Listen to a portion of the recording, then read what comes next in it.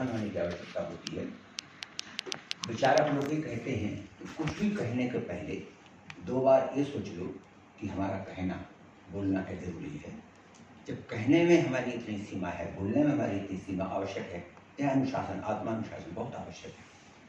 तब लिखने में तो और भी ज़्यादा होना चाहिए कि उतना ही लिखा जा सके, उतना ही लिखा जाए, उतना ही छापा जाए जो बहुत ज़रूरी, बहुत आवश्यक हो, और जिसको लोग स्वीकार कर सकते वही हो पाएगा। तो इसमें इसलिए वो है लिखना तो इतनी कंपल्शन उसमें रहता है, लिखने वाला इतनी बेवशी में रहता है, इतनी बड़ी अरज उसको रहती है कि वो लिखता जाता है। और निज कवित्व के हिलाव ननी का सरसों अथवा फीका, तुलसीदास जी ने कि अपना किसको अच्छा नहीं लगता है वो कैसा भी हो, और वो तो चाहता ही है कि हमारी कविता बहुत अच्छी श्रेष्ठतम है, लेकिन उसकी स्वीकार्यता कितनी है, उसकी आवश्यकता कितनी है, आकलन करते हैं। और ये अनुपमा जी समीक्षाएं किताब की हम 2-3 हज़ार किताबों की अब तक समीक्षा करते हैं। क्या बात!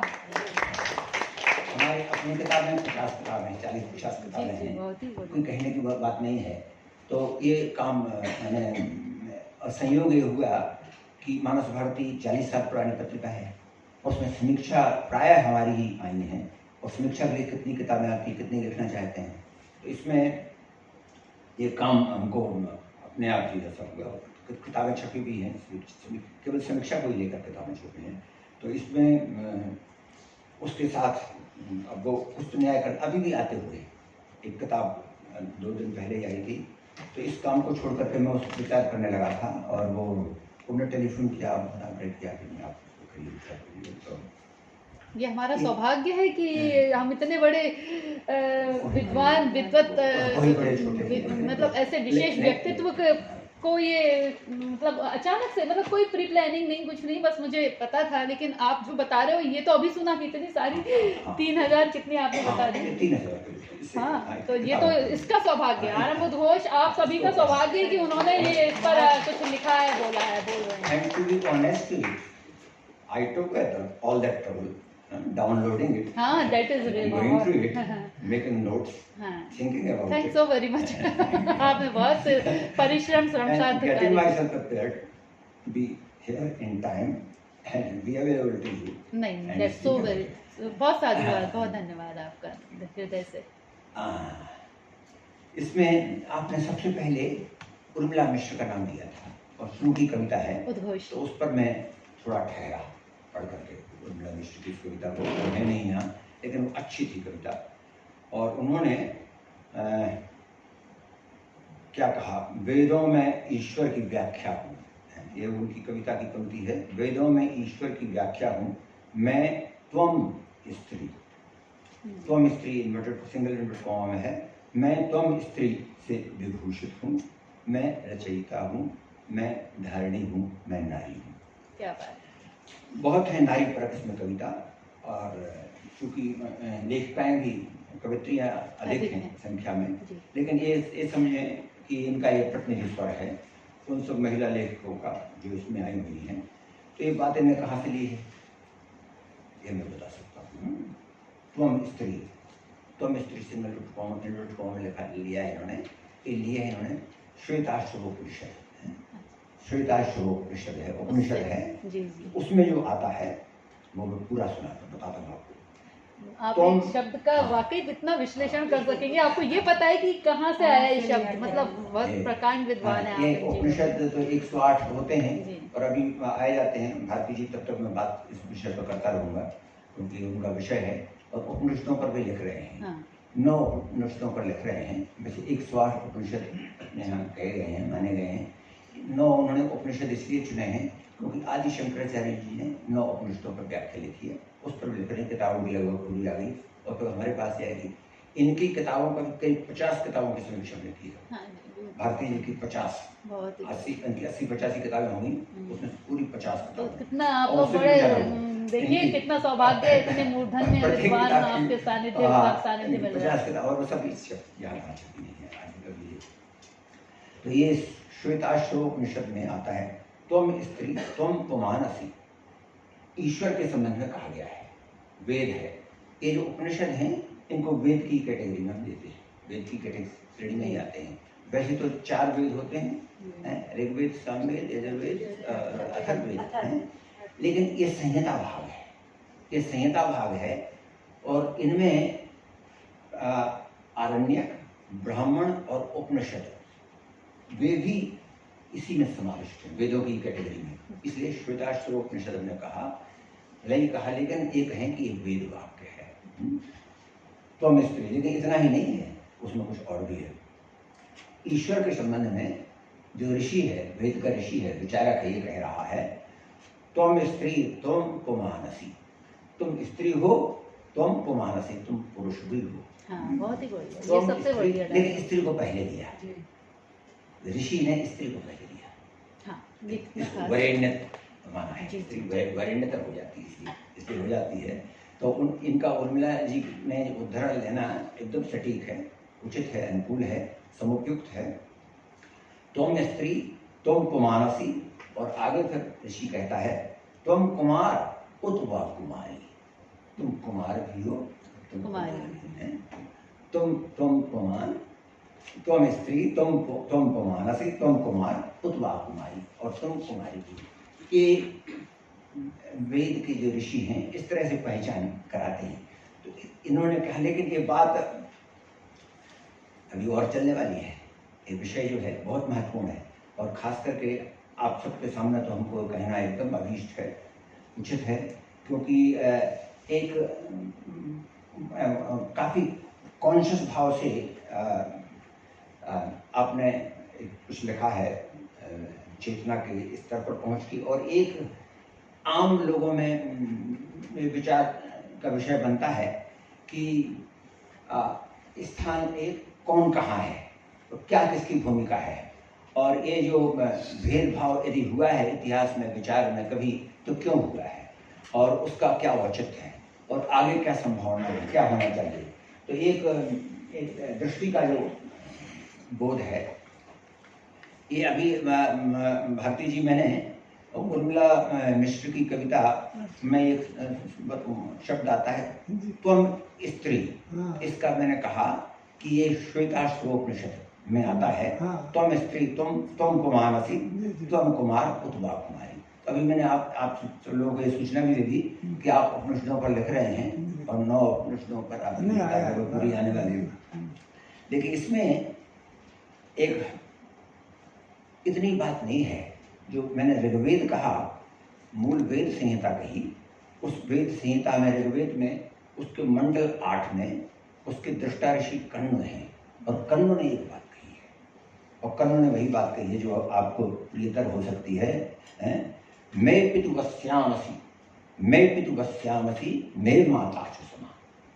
वो ये कह रहे हैं कि मेरे पिताजी से तो भगवान तुम बड़े हो, ये हमको कबूल है, स्वीकार है। मेरे पिता से आप निश्चित बड़े हैं, महानतर हैं, लेकिन जहाँ तक मेरी माता का सवाल है, मैं पितु वस्यामसी, मैं माता च समा, लेकिन बराबरी में हमारी माँ के बराबरी हो। अच्छा। हाँ, उससे अपने आप को बड़ा मत मान लेना। अच्छा। मैं पितु वस्यामसी, मैं माता च समा, एक कण्व ऋषि ने मंडल 8 में ऋग्वेद में कहा है। तो ये यानी क्रम पहला ही आता है, माँ का, स्त्री का एकदम क्रम पहला आता है। तो ये स्वीकार है और स्थापित है, सत्य है, परम सत्य है। तो इस सत्य को फिर दोहराने की कहाँ आवश्यकता है, कहने की उसको आवश्यकता है। इसको जो अस्वीकार करेगा वो अज्ञानी, अंधकार में रहने वाला है, तो करता रहे, अगर करता है तो कहीं इसमें अस्वीकार है ही नहीं। जो अस्वीकार नहीं, तो इसमें कहने की कहाँ आवश्यकता होती है, घोषणा की कहाँ आवश्यकता होती है।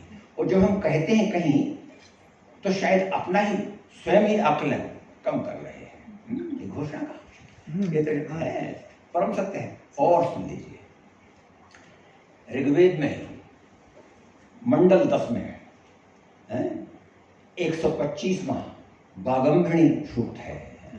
भारती जी इसको अच्छी तरह से जानते हैं। बाघम्भृणी सूक्त है, जो सरस्वती जी की आरंभ में प्रार्थना की ना, वह सरस्वती ही है। लेकिन वो सरस्वती किताब लिए हाथ में बैठे और वो उसमें है वीणा बजा रही, वैसी नहीं है। वो बड़ी उग्र है सरस्वती। वो जो वाक देवी है बहुत उग्र है, और इतनी उग्र है इन रुद्ररा धनुरा तनोमि, मैं रुद्र का धनुष तानती हूँ, चढ़ाती हूँ। हाँ, रुद्र के धनुष का संधान करने वाली मैं हूँ। हम रुद्ररा धनुरा तनोमि। वो वाणी कह रही है, लेकिन और सुनिए उसमें, हम रुद्रैः वसुभिः परामि, हम रुद्रैः वसुभिः चरामि, यम कामे तम तम उग्रम करोमि। हम रुद्रैः वसुभिः चरामि, मैं रुद्र और वसुओं को जन्म देती हूँ, आकार देती हूँ, रूपाकार देती हूँ। रुद्र को भी मैं आकार देती हूँ, वसुओं को भी आकार देती हूँ। यम कामे तम तम उग्रम करोमि, और जो मैं चाहती हूँ, ये आप सब कह रही हैं, वो उस भाव में प्रतिष्ठित होकर कहा जा सकता है। और ऐसे ही कहा जा सकता है, ये नहीं कि हमारा क्यों नहीं ध्यान हो रहा, हमारा क्यों नहीं कर रहा, कोई किससे करा रहा है जिसको। तो वो जो कह रहे हैं, कह रही है देवी, यम यम कामे तम तम उग्रम प्रणोमि, तम ब्रह्मांडम तम ऋषिम तम समेधाम। हम जिसको चाहें, मैं जिसको चाहूं उसको ब्रह्मा बनाऊं, मैं जिसको चाहूं उसको ऋषि बनाऊं, मैं जिसको चाहूं उसको बुद्धिमान बनाऊं। ये शक्ति वाणी की शक्ति है, स्त्री की शक्ति है। तो फिर इसमें क्या हम रुद्रैः वसुभिः चरामि, यम कामे तम तम उग्रम प्रणोमि, तम ब्रह्मांडम तम ऋषिम समेधाम। तो ये ममता श्रीवास्तव की कविता आपकी है ना, इसमें दूसरी कविता है? हाँ, आपकी कविता भी मैंने पढ़ी है, तभी तो मैंने कहा था, आपने कहा था बाद में आपकी कविता है, अपना देश आओ कुछ गीत नए गाओ, कौन है वह लोग हैं, तो राष्ट्रीयता का स्वर। इनका हमेशा राष्ट्रीयता। हाँ, और इन्हें आपने जो कहा अभी, आपने जो कहा, और अभी जो मैं आपका नाम लेना चाहिए था, तो आपके समर्थन में ही बोल रहा हूँ। आपने इस बात को याद दिलाया था, और मैं जो कहा था, तो ये जो मैंने बात कही है आपकी बात की पुनरावृत्ति है। आपने कहा था, अब भारती जी की बात आती है, इसमें भारती जी कविता है। तो आपकी कविता वृद्धावस्था पर थी। चम्मच भर आकाश में, सांस भर समीर सी, शब्दों की डोली में दुल्हन की पीर सी, मानव के जीवन की कहानी। ये आपने तुलना की है, मानव जीवन, उसको पूरा घटित कर दिया है दुल्हन की पीर से, इससे घटित कर दिया। लेकिन मैं और कुछ कहना चाहता हूँ। और आपकी अभी एक किताब कुछ ही समय पहले आई है, भर ले आकाश को आलिंगन में अपने, और इस किताब पर हमारी समीक्षा वीणा में छप चुकी होगी, क्योंकि उन्होंने कुछ दिन पहले, 1 महीने पहले हमको उसका कवर पेज की ईमेल किया था, तो वो मैंने भेजा था। इस पर डॉक्टर श्याम सुंदर दुबे ने फ्लैप पेज की जानकारी लिखी है। श्याम सुंदर दुबे ने क्या कहा, उसमें आपका कवित्व और आपका परिचय आपको मिल सकता है। उन्होंने कहा है, श्याम सुंदर दुबे ने, उसमें उनकी कविता की विशेषता यह है कि वे पार्थिव प्रकृति से परा प्रकृति की यात्रा निरंतर करते रहते हैं। आपके सामने बैठे हुए हैं। उनकी कविता की विशेषता यह है कि वे पार्थिव प्रकृति से परा प्रकृति की यात्रा निरंतर करते रहते हैं।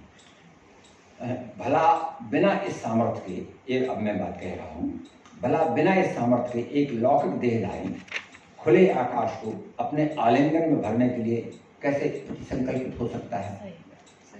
और आश्चर्य यह भी कि सार्वभौम परामर्श समग्र भौतिक आग्रही आयामों के अतिक्रमण की आवश्यकता पर आधारित किया गया है। वो पंक्ति है आपकी, अन्यथा वासना का विभ्रम विलास हमें सदैव तनाव में जीने को विवश कर देगा। उस कविता की पंक्ति है। यह इस कृति के पहले आयाम प्रेम और वासना के अंतर्गत है। इसी तरह ही जीवन और प्रकृति, समाज और साहित्य तथा बिंब और प्रतीक इस रचना के प्रस्थान बिंदु हैं, जिनमें जहाँ इनकी काव्य शास्त्रीय पड़ताल है, तो कवि को उसकी साधना तप्त वय के प्रकाश में हुई सत्य की कौन की झलक भी विद्यमान है। कवि की प्रकृति से तादात्मीकरण का निम्न आत्मबोध, अहम विश्वमिदं सर्वम के अतिरिक्त और कोई अन्य कैसे अवधारणा बन सकती है। वो जो पंक्ति आपकी है, जिसके लिए मैंने कहा अहम आत्मविदम, अहम विश्वमिदं सर्वम, ये आपकी पंक्ति, उसमें से उद्धृत करता हूँ मैं।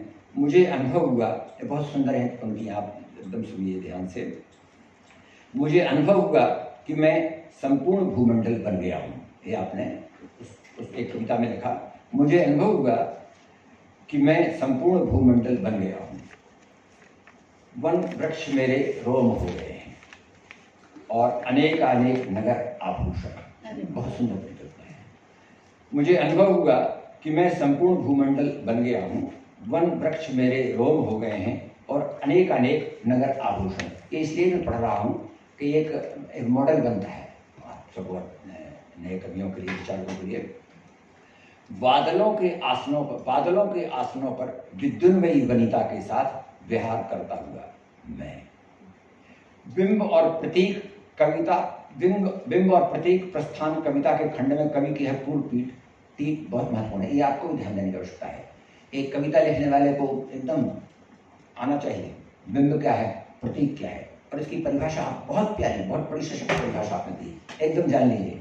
कविता लिखने वाले आप सब लोगों को एक लिखा है आपने, एक ही बिंब की जब बहुत बार आवृत्ति होती है, एक ही बिंब की जब बहुत बार आवृत्ति होती है तो बिंब न रहकर प्रतीक बन जाता है। बिंब की जब बार बार आवृत्ति होगी तो वह प्रतीक बन जाएगा। इसमें नदी और हवा के दीर्घ संवाद की एक कविता प्रतिदान का पुरस्कार है, जिसमें इन दो महाभूतों की सत्ता के प्रतिपादन के अनेक अद्भुत पड़ाव हैं। आखिर सूरज को यहाँ हस्तक्षेप करना पड़ता है। मेरे अभाव में तुम दोनों का जीवन खतरे में पड़ जाएगा, यही सोचकर जलता रहता हूँ दिन भर और रात में। ये सूरज कह रहा है संवाद। वो देखिए वहाँ उसको बिंब को आवृत, उसके कहाँ आरंभ हुआ लेकिन वो प्रतीक बन गया। समीक्षा की दृष्टि से यहाँ यह प्रश्न जरूर उठाया जा सकता है कि कविता इतनी निर्णायक और समाधानकारी सत्ता है, इस सबके लिए है प्रश्न है, आप एकदम ध्यान दीजिए। समीक्षा की दृष्टि से यह प्रश्न उठाया जा सकता है कि यदि कविता इतनी निर्णायक और समाधानकारी सत्ता है, यही होना चाहिए, कविता में बिल्कुल निर्णायक शक्ति हो, समाधान भी हो उसमें, तो वह दर्शन, विज्ञान और शास्त्र से कहाँ भिन्न होगी? आप प्रश्न पूछेंगे, कभी हमारा वो है।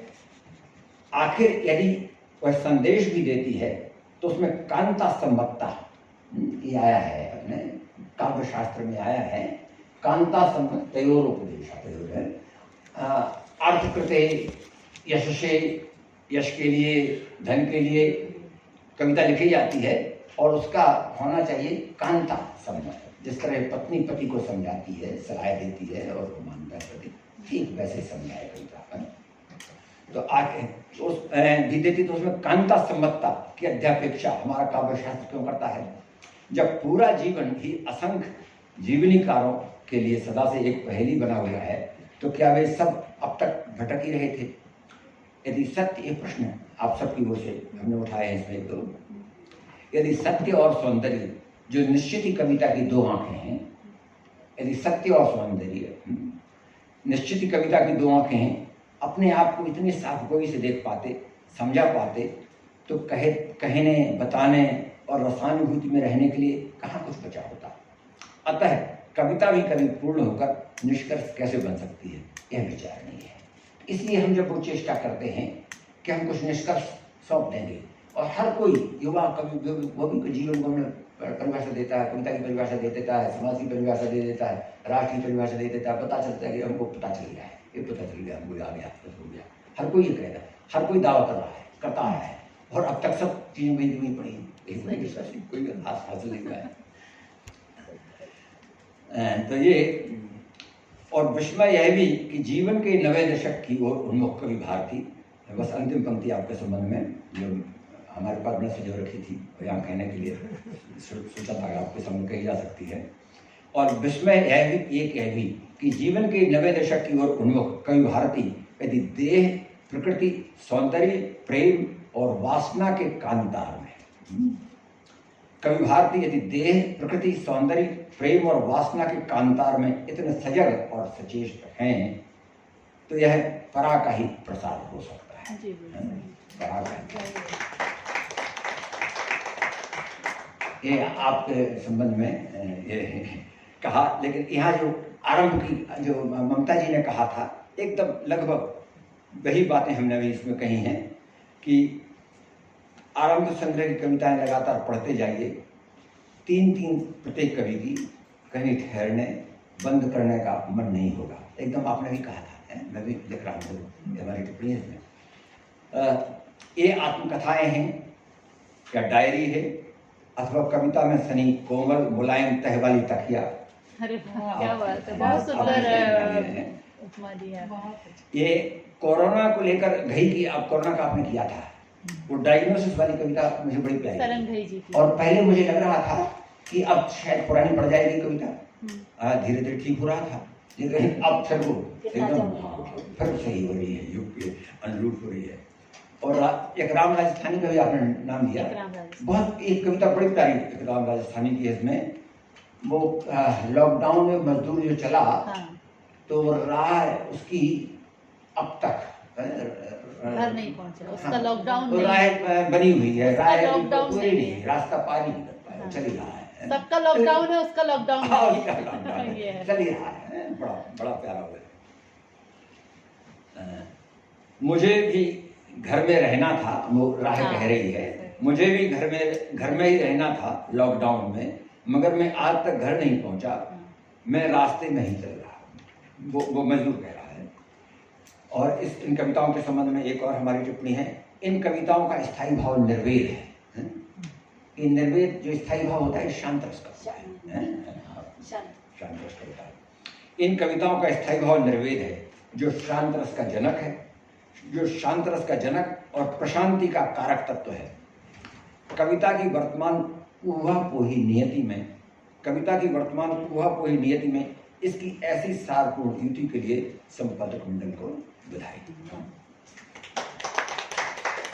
वीणा सिन्हा की कविता को हमने इसमें इतना उतारा, मंगल कामनाएं मात्र शब्द नहीं, कवि ध्यान से सुनना।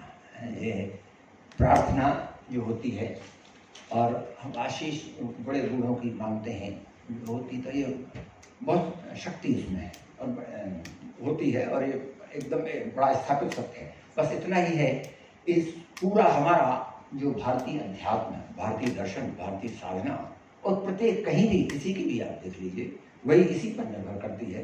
तो इसमें अब क्यों ऐसा हो जाता है, वो साईं बाबा से उस समय वो जो थे सत्य साईं बाबा से जो उसके वो उस समय उनका कम्युनिस्ट उनका अखबार चलता था, क्या नाम था उनका, जो करंजिया वाला, करंजिया ने ये पूछा साईं बाबा से, सत्य साईं बाबा से, कि व्हाई डू यू भस्म, ये भस्म क्यों, एसएस क्यों देते हो। और 2.5 घंटे का इंटरव्यू हुआ था आर.के. करंजिया का, और 5 अंकों में आया था। आज तक मेरी अंकें, फिर बाद में हमने अभी इनको दिए विजय दत्त श्रीधर को, 1976 से अब तक रखे हुए था, 5 अंकों को ब्लिट्स में आए थे, ब्लिट्स में। उसमें आर.के. करंजिया ने पूछा कि आप लोगों को भस्म दे दी थी, वो कहते तुम्हारा काम हो जाएगा। बोले मैं बिल्कुल, साईं बाबा ने कहा कि मैं बिल्कुल नहीं कहता हूँ कि तुम्हारा काम हो जाएगा, मैं तो उनसे ये कहता हूँ जो भस्म देता हूँ कि अपनी इच्छा को राख बना दो। मैं ये कहता हूँ उनसे, लेकिन वे विश्वास करते हैं कि बाबा ने आशीर्वाद दिया हमको, बाबा ने आशीर्वाद दिया हमको, तो उनकी आत्मशक्ति, उनकी इच्छा शक्ति, उनकी आस्था का बल उनकी इच्छा की पूर्ति कर देता है, और निश्चित उनको जो वह प्राप्त हो जाता है जो वे चाहते हैं, तो अपने आप इच्छा समाप्त हो जाती है। तो परिणाम वही होता है जो मैं चाह रहा हूँ, जो मैंने बताया कि अपनी इच्छा को राख कर दो, तो वो बाद में अपनी इच्छा को राख कर देते हैं। शिरडी के साईं बाबा के बारे में भी द इनक्रेडिबल साईं बाबा में ऑस्ट्रेलियन ऑर्थर वाज बोर्न, उसने लिखा था, साईं बाबा ये कहता है, I give my people what they want in the hope that they will begin to want what I want to give them. I give my people what they want, मैं अपने भक्तों को वह देता हूँ जो वे चाहते हैं, ताकि वे वही चाहने लगे जो मैं उन्हें देना चाहता हूँ। I give my people what they want in the hope that they will begin to want. Reciprocal हो गया, मतलब कि जो इसलिए ये जो है ना, वीणा सिन्हा का आपने नाम लिया था, बताएं यहाँ है नहीं, अपने अभी आज नहीं आई, हाँ विशिष्ट अतिथि थी आज। और अनुपमा अनुश्री विवेकानंद की प्रेरणा, स्वयं श्रद्धा भाव की लाएं अब न रखेंगी, अब न झुकेंगी। और इस सूची में जो नाम है, दुर्गा भाभी, सरोजनी, जीजाबाई, मदर टेरेसा, झांसी की रानी, जेट पायलट अवनी, प्रतिभा पाटिल, निर्मला सीतारमण, महादेवी, महाश्वेता, अमृता। और महादेवी का नाम लिया आपने, उस पर मैं कुछ कहता हूँ जो आपको शायद पता नहीं होगा। 1 घंटे की फिल्म महादेवी पर 2007 में हिंदी साहित्य संस्थान आगरा उन्होंने बनाई थी, और उसमें पहली बार मुझे वो जानकारी मिली। बीए किया था उन्होंने, और फिर बाद में वो चाहती थी बौद्धों, उसमें चली गई, बौद्ध बनना चाहती थी। वहाँ जाकर के जो बौद्ध भिक्षु थे, तो बौद्ध भिक्षु ने पंखा बीच में लगा दिया कि हम बात तो करेंगे लेकिन आपको देख नहीं सकते आप। तब हमने कहा इनसे क्या बात करना है, जो हमसे बात करेंगे वो बीच में पंखा लगा दिया। उनके पिताजी यहाँ दिल्ली कॉलेज इंदौर में पढ़ाते थे। ये शायद आप लोगों को पता नहीं, जानना चाहिए हम लोग मध्य प्रदेश वालों को। महादेवी वर्मा के पिताजी यहाँ पढ़ाते थे दिल्ली कॉलेज में, और बाद में नरसिंहगढ़ रियासत में दीवान हुए वो, और यहाँ आकर के महादेवी रही नरसिंहगढ़ में। ब्रह्मादीन साहब नाम है, ब्रह्मादीन जी। हाँ श्रीवास्तव। तो वो बाद में जो उनको ये लगा कि हमको हम वहीं के रहने वाले हैं। हाँ, आपको पता होगा। फिर बाद में इन्होंने जब उनको उन्होंने बौद्ध को छोड़ करके वाराणसी गई, बहुत महत्वपूर्ण है जानना महादेवी जी को जाना। आपको तबियत स्वास्थ्य में कोई प्रॉब्लम है? किसकी? माता जी नहीं, कुछ ऐसा। तो उसमें बहुत ये बात एकदम जाननी चाहिए महादेवी जी को, और खत्म करने ज्यादा होगा ना, और पढ़ने नहीं, बिल्कुल आपको बहुत अच्छा लग रहा है पढ़ के। इतना विश्लेषण कोई करता कहाँ है आजकल, तो झटपट ये 2 शब्द बोले और अपना औपचारिकता की ओर चल दिए। हम लोग को तो ज्ञानवर्धन हो रहा है, मार्ग सब आपको कैसे क्या लिखना है आगे। फिर महादेवी जी काशी हिंदू विश्वविद्यालय गई, वाराणसी विश्वविद्यालय, और संस्कृत में वो वेद पढ़ना चाहती थी। लेकिन वहाँ विचार हुआ, उन्होंने कहा नहीं, आपको वेद नहीं पढ़ा सकते, आप तो कायस्थ हैं। अच्छा। हैं और स्त्री हैं, ब्राह्मण होते और पंडित जी भी होते तो उनको पढ़ाते, तो आप नहीं पढ़ा सकते हैं। तो वहाँ से आई। बाद में इलाहाबाद में उन्होंने संस्कृत में एमए में एडमिशन लिया, और फिर इलाहाबाद वालों ने विचार करके उनको प्रवेश दिया और संस्कृत में एमए किया। इतना संघर्ष की कहानी पहले कहा कितनी वो महादेवी। तो इसलिए ये मैं अभी 2 दिन पहले ही उसको संयोग से हमारे पास आया था, और मैंने सुना रात में सोने के पहले 10-10:30 बजे तक, तो उसको मुझे लगा कि हाँ ये वो लेके क्या सकता। तो इसलिए आपने इन सबको याद किया, महादेवी जी का हमको हुआ। मैंने प्राचीन समय से शायद कोशिश की है हाँ, अब तक का धनातन इसमें ये देखिए, इसमें जो है हमारे भारतीय समाज के संबंध में, अब ये तो ठीक है इन्होंने कहा, लेकिन भारतीय समाज के संबंध में भी लोगों की गलत धारणाएं हैं, और हम लोग स्वयं भी नहीं जानते हैं इनको लेकर के। जैसे इसमें मनुस्मृति का लोग बड़ा उसको बना दिया, लेकिन उसमें मनुस्मृति में वो तो मनुस्मृति का श्लोक जो आता होता है, यत्र नार्यस्तु पूज्यन्ते रमन्ते तत्र देवताः, ये मनुस्मृति का ही है, जिसको इतना ज़्यादा बना बहिष्कृत सा कर दिया। लेकिन उसमें ही मनुस्मृति में ही बहुत वो आता है, और उसमें ये आता है कि घर में ससुराल वालों ने यदि बहू को अलंकृत नहीं किया, उसको गहने आभूषण, उसको तो देवी के तौर पर आभूषण से अलंकृत किया जाना चाहिए। यदि उन्होंने अलंकृत नहीं किया तो उनके घर में अमंगल आ जाएगा। मंगल की वर्षा तभी हो सकती है। और उसमें कहा गया है वेद में, ऋग्वेद में एक सूर्य सूक्त है, भारती जी जानते हैं, हमारा एक उपन्यास भी है सूर्य, उसी पर केंद्रित है। तो उसमें सूर्य में उसमें कहा गया है साम्राज्ञी स्वश्रेय भव, अपने ससुर की तुम साम्राज्ञी बनो, उसको ये कहा गया है you be the emper empress और queen of your father in law. साम्राज्ञी स्वश्रेय भव, साम्राज्ञी स्वस्वाम, और स्वस्वाम भव, सास की और ससुर दोनों की आप साम्राज्ञी बनो। ननंदारी साम्राज्ञी भव, ननंद की भी साम्राज्ञी, एक की नहीं हो, सास की भी, ससुर की भी, ननंद की भी। ननंदारी साम्राज्ञी भव, साम्राज्ञी अधिदेवेषु, और देवरों की भी साम्राज्ञी। तो मैंने उन सब की तो साम्राज्ञी हो, वहां जाकर वो सत्ता कास्तांतरण उसको हो जाता है। ननद देवर तुम्हारे हो अनुगत, हमने इसका ट्रांसलेशन किया था उसमें। तो ये सब हमारे यहाँ है। और इसमें वेद की परिकल्पना ये है, असल में ये तुलना का प्रश्न नहीं है कि कौन बड़ा है कौन छोटा है। ये तो, और ये वेद, इसमें वेद में दो चीज सत्ताएं हैं।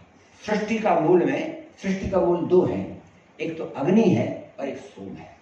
सब कुछ इसी से, पूरा क्रिएशन रिक्रिएशन सब कुछ इसी में हो रहा है। अग्नि स्त्री तत्व है, सोम पुरुष तत्व है। और ये जो है सूर्य वो जाकर के सोम जो आहुति देते हैं, आहुति जो हवन यज्ञ होता है हमारा, वो उसी का संसार को जैसे ईश्वर बनाता है। पुरुष रूप जिनने पढ़ा होगा वेद में, तो उसमें अवधनन पुरुषम पशुम, और जो उसमें यज्ञ का पूरा रूपक आता है, तो यही रूपक है। तो यानी सब संसार जो है, so it is only playing a role assigned by the creator. So there is no case of any distinction, any superiority, any inferiority or any complex, any complaint, कुछ कहीं नहीं है। तो इतनी बातें और भी इसमें है, लेकिन उसमें ज़्यादा विस्तार में नहीं जाता हूँ। ये भैया अनुपमा तुम्हारे और भी इसमें कुछ लिखा इनको दे देना कहीं। थोड़ा सा अगर आप और भी रचनाकार के बारे में बताना चाहे कुछ, या पुस्तक के ही बारे में, तो हाँ, थोड़ा सा हाँ, बता रहे आप, सूची है, नाम है हमारे पास रचनाकार जो है। तभी तो मैंने आरंभ में पूछा था कि यहाँ जो बैठे होंगे उनमें से कुछ का हम अब जितना है, अब इसमें वेरीफाई तो नहीं कर सकते, लेकिन जो सामने आ जाएगा बताता हूँ मैं। और रचनाकारों के बारे में बात बताओ, रचनाकारों के बारे में। तो इसको मैं, इसमें और लंबा था इस विषय को लेकर, मैं इसमें छोड़ता हूँ। ये जो 21वीं सदी की जो बात आई, तो फिर मैंने विचार किया, और 21वीं सदी में जो है इसको तो आर्टिफिशियल इंटेलिजेंस, आर्टिफिशियल इंटेलिजेंस जो है, और ऐसी हमारे पास बहुत सी किताबें आई हैं, अंग्रेजी में किताबें आई हैं, उनका भी हमने रिव्यू किया है और अच्छा रिव्यू किया है। हाँ, जो आर्टिफिशियल इंटेलिजेंस की, तो वो भी, वो उसमें भी लोग कहानी लिख रहे हैं, और बहुत अच्छी कहानी। ये सोचिए कि आधा मनुष्य और आधा आदि मशीन जब हम होंगे, और संभावना एकदम प्रखर है, संभावना एकदम वो है, तो तब उसमें हमारा कैसा होगा लोक व्यवहार, कैसा होगा हमारा जीवन व्यवहार, कैसे होंगे हमारे परस्पर संबंध, कैसा होगा हमारा समाज। और इन पर लोगों ने विचार किया है, और बहुत दूर तक विचार किया है। और उसमें परमाणुओं की भी मिक्सिंग, युद्ध राष्ट्रों का भी, राष्ट्र नायकों का भी, उनकी भी भूमिका, सेना की भूमिका कब कैसी होगी, तो उसमें कितना मशीन होगा आदमी, वो कितना आदमी होगा आदमी, कैसे उसके संबंधों की सूत्रबद्धता होगी। तो ये भी एक विषय विचार का बनता है। अधिक लोग तो नहीं, एक दो लोगों का इस संबंध में हमको इसमें कुछ समझ में आया। इसमें जितेंद्र पांडे की कविता है, मुंबई से, टीआरपी का खेल। ये सब वही मशीनी है, वो लगे उसमें हमारा देखो, और उसमें देखते हैं लोग, पागल हुए देखते हैं, समय नहीं है तो करना क्या है, तो टीआरपी का खेल। और फिर उनके भी पीछे, टीआरपी वालों के भी पीछे पड़ते, फिर वो भी खेल खेल। टीआरपी का खेल छोड़, सच के साथ नजर आएगी मीडिया, राजनीति की विष्कन्या देवकन्या में। और विभा रानी का भी हमें कुछ इससे मिलता लगा। बस रोटी के भाप से, उबले चाय दूध के ताप से, जलन का अंदाजा है नारी का इंसान होना। हेमराज सुंदर की कविता थी, अपने बौनेपन में ही ठीक महसूस करते हैं। लेकिन ये जो है, अब इस सोच की सीमा है, सीमितता है, क्यों बौनेपन में। और उसमें जो है आपकी कविता, आपने कहाँ आकाश, कहाँ वन, कहाँ पर्वत समेट लिए आपने, हो जाता है तक विस्तार हो गया। संपत देवी मोरार का, उनका आस्थावान का स्वर था उनकी कविता में। राजेश कुमार मांझी, प्रेम में दरार पड़ जाने की दुर्दशा। उषा स्वनी है शायद, नहीं है आप। हाँ, शब्द तुम जब भी मिले अच्छे, ये बहुत अच्छी लगी मुझे, सहज सरल सी कविता। जब भी मिले अच्छे। शब्द का साक्षात्कार, ये भगवान की कृपा है। और शब्द, हाँ, तो और शब्द जो है साथ ही सृष्टि की रचना का आधार है, उससे साक्षात्कार कर लिया तो शिव का साक्षात्कार भगवान की कृपा। रणविजय राव की स्त्रीवादी स्वर था इसमें, तुम चल पड़ी निकिता नारी त्रास के बाद, उसमें हाँ वो जो हुआ था जो दिल्ली वाली जो है लेकर वो है। मनीषमा श्रीवास्तव, लाख कोशिश कर लहू का रंग लाल ही पाते हैं, ये ठीक है संभवता। शोभा जैन की शिकायत, कोई यहाँ अपने आप को किसी से कमतर नहीं मानता। माया दुबे, जीवन मृत्यु का शाश्वत नर्तन, लेकिन इसमें माया दुबे है नहीं, अगर वो होती तो मैं कुछ और इसका विस्तार करता है, हमारे पास सोचने का विषय है। शालिनी बड़ोदे हैं शायद, हाँ देखिए आपका नाम कहीं इसमें सुन रहा था। हिंदी के सभी युगों के कवियों के साथ पड़ाव की यात्रा, युग सब हिंदी के सभी युगों, ये बहुत अच्छा काम किया इसने। और इस पर मैंने अभी एक, अगर संभव हो आपको, अगले महीने का हमारा संपादकीय जो तुलसी मानव भारती का आएगा, उस संपादकीय का हमारा जो शीर्षक रहता है उसको निर्वचन कहते हैं, संपादकीय नहीं कहते हैं उसको। ये यास्क का निघंटु है, शास्त्र है, उसमें आता है निरुक्त, निरुक्त शास्त्र कहते हैं उसको, इसलिए हम निर्वचन कहते हैं। उसमें मैंने खड़ी बोली का लोच, इस शीर्षक की बात कही है। और इसकी भूमिका में ये है, अब बहुत महत्वपूर्ण है, आप सब लोगों को एकदम सुन लेनी चाहिए, प्यारी बात है। कपिल तिवारी जी भी आए थे हमारे यहाँ एक कार्यक्रम में, और कपिल तिवारी जी ने ये कहा, बड़ी अच्छी बात कही थी, और उसी के आधार पर हमने कहा है। कपिल तिवारी जी ने ये कहा उसमें कि हम, हमारी जो खड़ी बोली है, इसमें वह क्षमता जो बंगला में है, जो तेलुगु में है, जो मराठी में है, जो संस्कृत में है, यहाँ तक कि हमारी बोलियों में, बुंदेली में, मालवी में, वो क्षमता क्यों उसमें विकसित नहीं हो पाई? क्यों है नृत्य, क्यों है गान, क्यों है चित्रकला की भाषा नहीं बन पाई? अखबार की भाषा बन गई तो कौन सी बड़ी बात हुई? रेडियो की भाषा बन, रेल की भाषा बन गई, कौन सी बड़ी बात हुई? इसमें वह क्षमता, वह लोच तो होनी चाहिए। उसमें हमने पूरा वीरगाथा काल से लेकर के अब तक के इतिहास की, हिंदी के विकास की बात कही है। और ये उसमें मैंने कहा है, आपको भी मैं उसको मैंने पढ़ना और उस पर आपकी प्रतिक्रिया जानना चाहूँगा, और लंबा 1.5-2 पेज का है। तो उसमें हमारी जो खड़ी बोली का, ये तो मैंने अकड़ी खड़ी, ये जो कल्पना स्थिति बनती देती है, तो उसमें हम स्वयं संतोष नहीं पाते, लेकिन उसमें वो होना चाहिए। तो इसलिए आपको मैं चाहूँगा कि उसको आप पढ़ें। शोभा ठाकुर लॉकडाउन में पर्यावरण का संदेश देती हैं, और इन आदा हैं, हाँ आपको तो मैं तुरंत याद कर दिया सबसे पहले, उस दिन भी मैंने याद किया है, उस दिन भी कहा था। और आपकी वो कविता जो है, और उर्दू भी तुझसे मिलके कहती है, तू मेरा खानदान है हिंदी। कुछ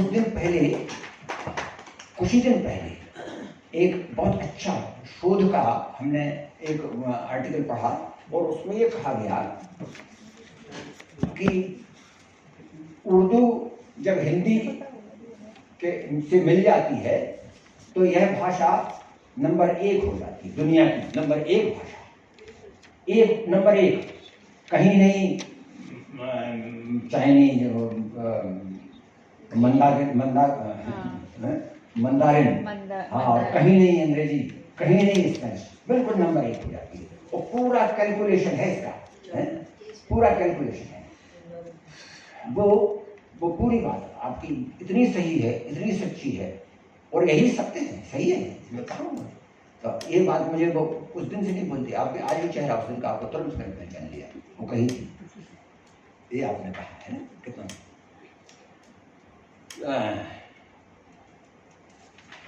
हाँ, कुमकुम गुप्ता का भी नाम आ रहा है, 2-3 नाम और हैं। हाँ जी, पढ़िए, कुमकुम गुप्ता जी हैं, उपस्थित हैं। ये चरणजीत सिंह कुकरेजा, बेटियां होती हैं सीप की मोतियां, अच्छी बेटियों पर और भी कविताएं हैं इसमें, असल में कहते हैं तो बहुत अच्छी। जयप्रभा यादव, दीप अपना आकलन कर पास तेरे क्यों अंधेरा, एक कविता की पंक्ति। बिंदु त्रिपाठी आती है, आहा, एक दीप अपने लिए भी जलाना। और ये कहा है, लेकिन ये दीप कहने के लिए इसलिए कि कोई चेष्टा इसी तरह से आरंभ करेगा, लेकिन निश्चित रूप से यह दीप में इसमें एकाकीपन नहीं है, इस सोच में, इस चिंतन में, और इसमें है स्वास्थ्य। और जब तुलसीदास जी कहते ना कि स्वंतः सुखाय तुलसी रघुनाथ गाथा, स्वंतः सुखाय तुलसी रघुनाथ गाथा भाषा मंदिर मात। तो तुलसी का जो स्वंतः सुख है वो उनका उन तक सीमित नहीं है, उसमें सभी का सुख कहा होना चाहिए, यही बात बनती है। इसलिए हमको प्रिय है। इंदु सिंह तो नहीं है, हमको दिल को कहती है कभी कभी दिमाग की भी सुन। ये बहुत अच्छी प्यारी बात है, और इस पर तो मैं एकदम मैंने सोचा हुआ है, और समय नहीं होगा इसका करने के लिए, इस पर काफ़ी विस्तार से विषय होगी। कुमकुम गुप्ता हैं आप सोचा मैंने सुनो प्रकृति की भाषा, मेधा बोले मैं बरसाती पानी। प्रकृति से तादात्म्यकरण का ये आपका भी उदाहरण सामने आ चुका है, और ये बहुत अच्छा उदाहरण है जो आपने प्रस्तुत किया।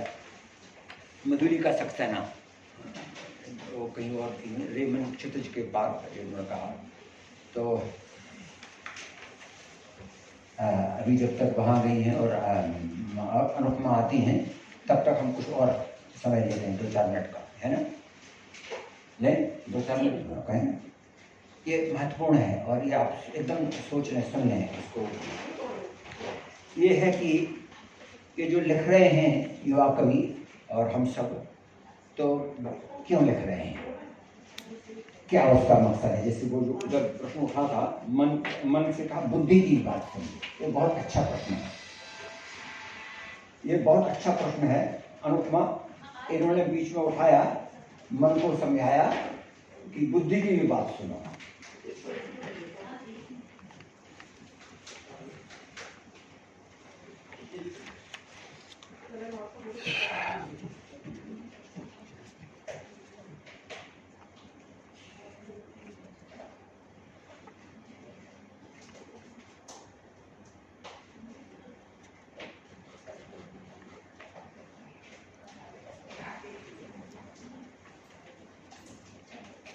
कुमकुम जी को जाना है? नहीं। अच्छा, कुछ और कुछ बात रही होगी? नहीं, बस छोटी सी थोड़ी सी बात है, बस ज्यादा नहीं है, थोड़ा बहुत पढ़ेंगे, बस दादा का होगा, हाँ, हो जाएगा। बस मैं खत्म करने वाले तो हाँ जी। इसमें जो बात आई, मन की बात का आई थी, हाँ। तो प्रश्न ये बहुत महत्वपूर्ण है। ये मन जो है कौन महत्वपूर्ण है, प्रश्न उठेगा हमारे मन में। मन महत्वपूर्ण है कि बुद्धि महत्वपूर्ण है? एक कविता है उसमें, दिमाग तभी तो अच्छा। तभी तो बात आई है। हाँ जी। तभी तो बात आई है, लेकिन वो बोलते हैं दिल तो दिमाग हो जा। हाँ, कौन महत्वपूर्ण दिल तो है? दिमाग हो जा, ये हाँ, कविता कौन है। मन, हाँ वो कहा है, मन महत्वपूर्ण है कि बुद्धि महत्वपूर्ण है? तो ये है, मन जो हमारा होता है, मन अस्थिर होता है, चंचल होता है ना, ठहरता नहीं है, हम खुद जानते हैं। और स्वयं इसमें सेल्फ कंट्रडिक्शन होता है हमारे मन में, एक क्षण ये चाह, दूसरे क्षण ये चाह, अस्थिरता है उसमें। बस इतना भय है कि गति है देता है, वेग देता है मन, लेकिन ये जो रिएक्शन दे रहा है, ये जो रिएक्शन देता है हमको, तो उसकी इसमें छाप पड़ जाती है, अटक के रह जाता है। तो हमारे यहाँ अंतःकरण चतुष्टय माना गया है, मन बुद्धि चित्त अहंकार है, अंतःकरण चतुष्टय बड़ा महत्वपूर्ण है।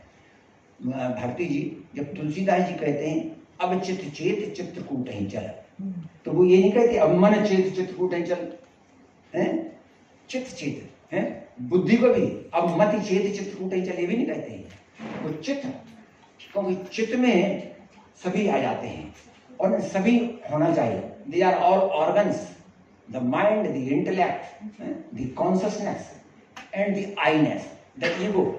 जो अहंकार है, तो ये अहंकार ईगो वाला वो अहंकार नहीं है, यत्ता का, हम हैं अस्तित्व बोध का अहंकार। जब एक साथ हो जाते हैं तो इसलिए संक्षेप में अंग्रेजी में बोले थे हम, तब फिर आप समझ में आएगी अनुपमा को।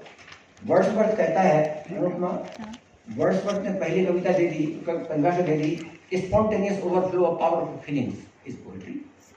पहले उसने कहा spontaneous overflow of powerful feelings, कोई फीलिंग्स मन से ही आती हैं, कविता हुई।